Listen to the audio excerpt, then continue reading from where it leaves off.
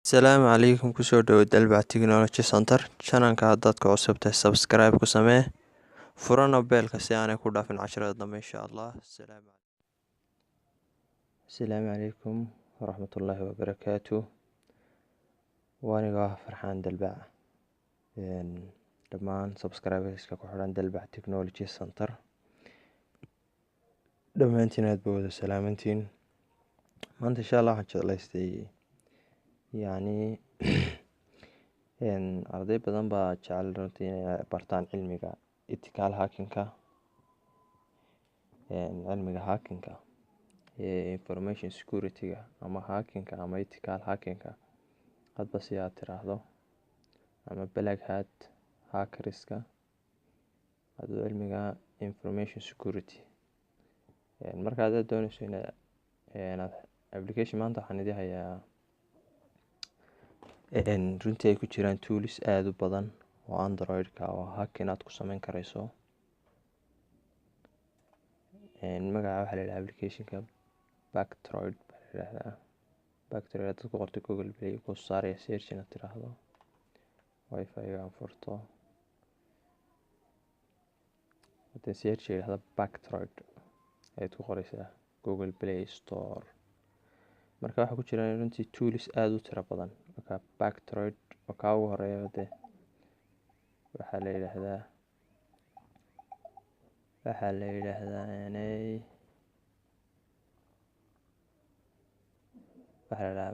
Backtroid pen testing free, yani waa pen tester application fara badan oo ayaa ku jira runtii oo Linux ah. Linux hadda waa lagu isticmaalaa Android-ka intiina og mooyaane. kali Linux waad ku shuban karaysaa Android-ka waad ku isticmaali karaysaa. marka isagoo toolskiisa xaggan ku jira aircrack-ng hadday noqoto iyo toolskii kale la isticmaali jiray kali Linux marka la joogo. Android-kana way jiraan labadaba isticmaali karaysaa. application-ka soo download karayso application-ka ka download ku dhufo soo dejiso qaybta description-kiisana waad akhrin karaysaa. Rediscover Bogo security on Android more than 200 ethical hacking tools. waxaa ku jira in ka badan 200 oo ethical hacking tools ah, yani toolkit aad u tiro badan baa ku jira. waxa koobaad ee laga baahan yahay waa root needed. root bu application-kan u baahan yahay haddaanay ahayn mobilkaagu marshmallow, yani nooca loo yaqaano waaba kanba Android versions compatible ku yihiin waa 2 iyo higher wixii kasii sareeya, 3 iyo wixii kasii sareeya iyo 4 oo kitkaada iyo wixii kasii sareeya. 4.3 oo kala waa jelly bean marka iyo wixii ka 4 iyo wixii kasii sareeya ku shaqeynaya, laakiin 2 hadduu wuxuu ka hooseeyo waa iska ilaawis. laakiin marshmallow uu ku shaqeynaya baan filaya waayo marshmallow aniga ayaa wata runtii. application badan oo root weydiin jiray maraan wata jelly bean hadda ima weydiiyo. waa kuwan application-iska ku dhex jira anonymous weeyaan. anonymous applications baa ku jira. search people audit for frank ways, yani 802.11 wireless and bluetooth mapping network remote DDoS ama DDoS waxaa loo yaqaano isna nooc attack-ka ka mid ah. sniper-iska pen testing security forensics web analysis runtii brute forcing antivirus applications aad u tiro badan baa ku jira. Linux iyo haba maxaa Android. waa kan marka ugu horeysa soo furto warning buu leeyahay root warning digniin, yani root-ka khusaysa could not acquire root access, you need a router Android.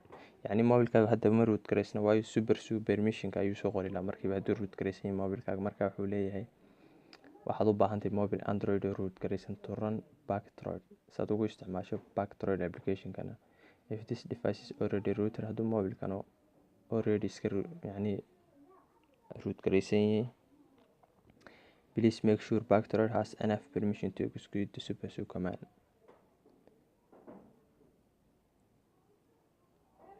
marka adigu isku soo duub root warning hadduu mobilkaaga root garaysan yahay wuxuu kuu soo qorayaa root access permission-ka siibuu ka oranayaa. marka haddaanu root garaysan mobilkaaguna root warning-kan buu ku siinayaa. Accept haddaan idhaahdo hadda sidaad aragto Android iyo Linux labaduba bartan bay yaalaan.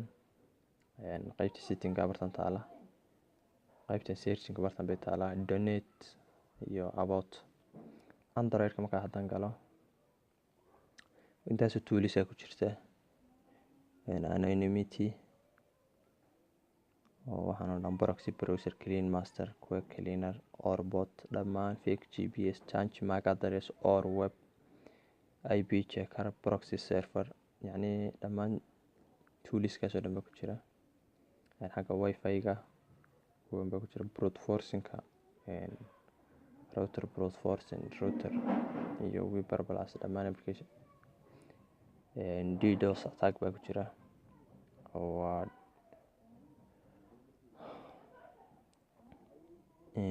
applicationska oo dhan baa isna ku jira. SMS bomber, runtii applicationkan network-ka isaga xitaa applications baa ku jira. Pentesting oo kale applications badan baa ku jira iyadana. oo pentesting-ka application-kan ka xusi kara waxaa ku jira Santi application aad u runtii u caana, YouTube-kan aad ka helaysaa dadka qorta Santi. Despoiled oo isna ah ahaydee application lagu basaaso fireship oo kale weeyaan. yacni dadka network-kaaga isticmaalaya iyo waxay isticmaalayaan sawiraantooda waxyaabahaas oo dhan baad arki karaysaa haddaad Despoiled isticmaasho. Ama maxay ahaydee interceptor-ng oo kale baa isna ku jira. waa kan interceptor-ng, faces nifty, peak. laakiin application-kan wuxuu leeyahay qayb professional ah oo premium ah oo lacaga waad iibsan karaysaa. Tooliskan oo dhan lama wada degi karaysid, qaar mooyaane. Marka qaar baa lacaga.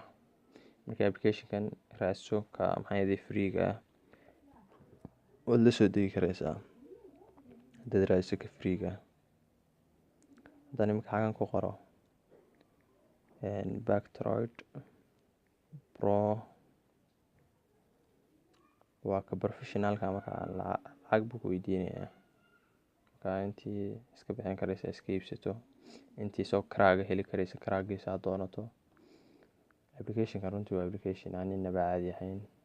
qaybtii Linux-ka waa tan, dhammaan waxaa ku wada jira tooliskan oo dhan. tooliska xitaa ugu caansanaa ayaa ku jira. Suite aircrack-ng oo ah kii wireless-ka lagu jebin jiray.